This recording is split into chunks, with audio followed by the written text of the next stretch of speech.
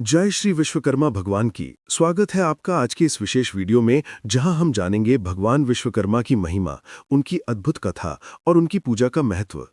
मित्रों, विश्वकर्मा जी को देवताओं का शिल्पी कहा जाता है। वे दिव्य शक्तिशाली देवता हैं जिनकी रचनाओं के बिना ब्रह्मांड की कल्पना भी अधूरी है।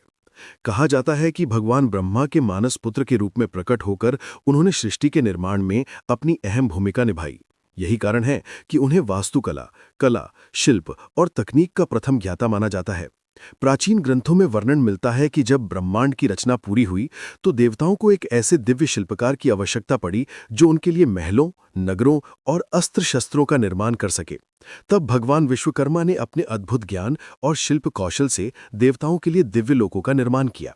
इंद्रपुरी स्वर्ग की भव्यता, भगवान शिव के त्रिशूल की शक्ति, भगवान विष्णु के सुदर्शन चक्र की महिमा और रावण के पुष्पक विमान की अद्भुत गति, ये सब भगवान विश्वकर्मा की ही देन मानी जाती है। इतना ही नहीं, महाभारत काल की कहानियों में भी उनका अद्भुत योगदान मिलता है। हस्तिनापुर का राजमहल हो या पांडवों का माया महल, इंद्रप्रस्थ नगरी हो या भगवान श्री कृष्ण की द्वारका नगरी, इन सब के निर्माण का श्रेय विश्वकर्मा जी को ही जाता है। उनकी कला इतनी अद्वितीय थी कि उनके बनाए हुए महल और नगर आज भी दिव्यता और रहस्यमयी अद्भुतता के प्रतीक माने जाते हैं। एक पौराणिक कथा के अनुसार जब देवताओं और असुरों के बीच युद्ध होने लगे तो असुरों की संख्या अधिक थी और उनकी शक्ति भी लगातार बढ़ रही थी।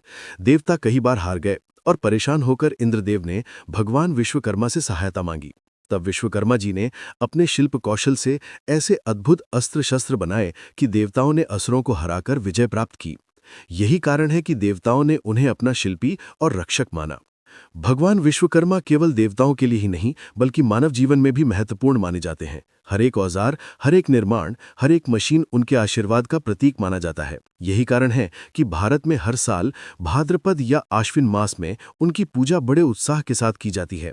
कारखानों, कार्यशालाओं, दुकानों और दफ्तरों में लोग अपने औजारों और मशीनों की साफ सफाई करके उन्हें सजाते हैं और विश्वकर्मा जी की पूजा करते हैं। मान्यता है कि ऐसा करने से न केवल कार्य में सफलता मिलती है बल्कि दुर्घटनाओं से भी रक्षा होती है। विश्वकर्मा पूजा केवल धार्मिक अनुष्ठान नहीं बल्कि श्रम और कर्म का महापर्व है। ये हमें ये सिखाता है कि मेहनत ही सबसे बड़ा पूजन है।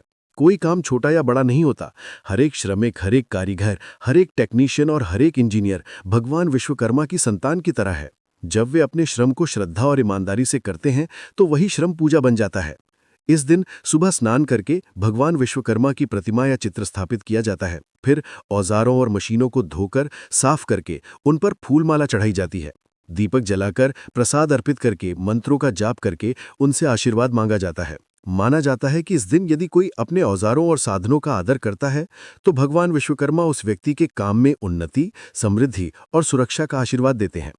दोस्तों, विश्वकर्मा जी की पूजा हमें ये भी याद दिलाती है कि श्रम का महत्व सबसे बड़ा है। अगर हम चारों ओर देखें तो पाएंगे कि हर एक इमारत, हर एक सड़क, हर एक मशीन और हर एक सुविधा किसी न किसी श्रमिक और कारीगर की मेहनत का परिणाम है। यही कारण है कि विश्वकर्मा पूजा केवल देवताओं की नहीं बल्कि उन सभी लोगों की भी श्रद्धांजलि है जो अपने कौशल और मेहनत से समाज और देश की प्रगति में योगदान देते हैं। जब हम विश्वकर्मा जी की कथा सुनते हैं तो हमें ये प्रेरणा मिलती है कि चाहे परिस्थितियां कितनी भी कठिन क्यों ना हो, अगर हमारे पास ज्ञान, कौशल और श्रम की शक्ति है तो हम हर चुनौती का सामना कर सकते हैं। भगवान विश्वकर्मा ने अपने कौशल से देवताओं को विजय दिलाई और असंभव को संभव किया। ठीक उसी प्रकार यदि हम अपने जीवन में ईमानदारी और परिश्रम को अपनाएं तो कोई भी बाधा हमें रोक नहीं सकती।